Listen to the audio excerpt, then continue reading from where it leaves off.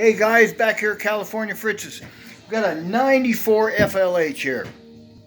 What a lot of you guys like to do is you like to put the later front ends on these earlier bikes for a couple of reasons. The brakes are much better. You got a 4-activating puck brake on these on the later front ends.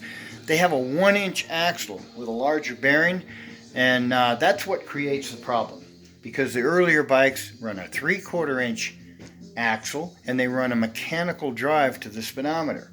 The later ones have a sensor on the transmission that sends a signal to the speedometer.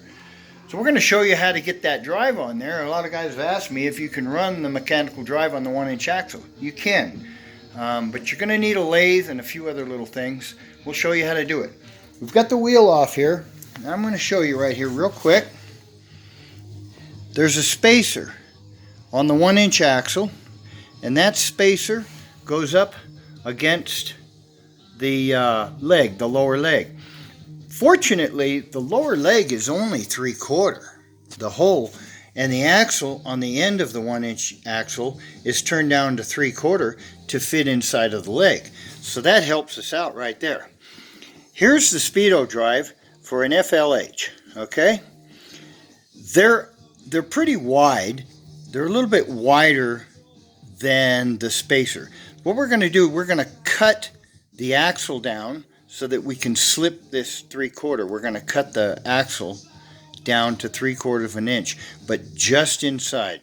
We'll get the spacer off and I'll show you what I've done here. I've already turned the axle down.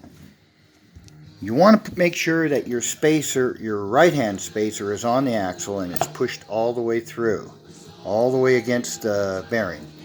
On the other side, you've turned your axle down to 3/4 of an inch, just inside of the 1-inch bearing, because you want to push against that surface of the bearing with what's going to now be your spacer. This will take the place of the spacer that we're removing. Okay? And there's a couple little things you're going to have to do. Number one, you're going to have to drill a hole in the side of the wheel to catch the drive. I've welded a little tab onto this drive to make it a little bit longer so it'll catch that hole. Also, the gear drive is just a shy bit wider than the spacer that we've taken out. So we had to cut the face off of the drive gear. We cut it on this side, and I'll tell you why. There's a metal or a steel spacer on the inside of the drive. You can see it there.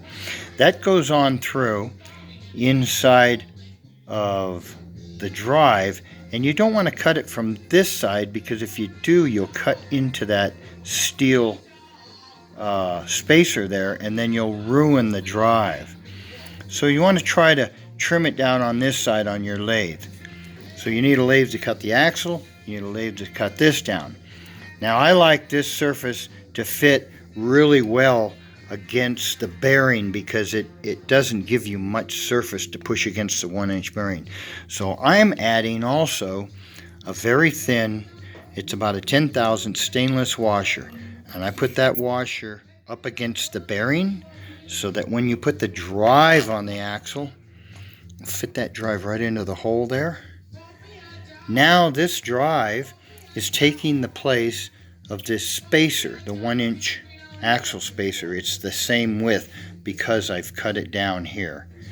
So we'll put that all together, put it up on the bike, and it will work. Now this is an FLT speedometer drive. They're a little bit narrower than the FLH, but they will work because the wheel size is the same, so you get the same gear ratio. So there you go, guys. It can be done. If you want any help with it, be sure and give us a call at 530-694-2521. See you later. Good luck with that.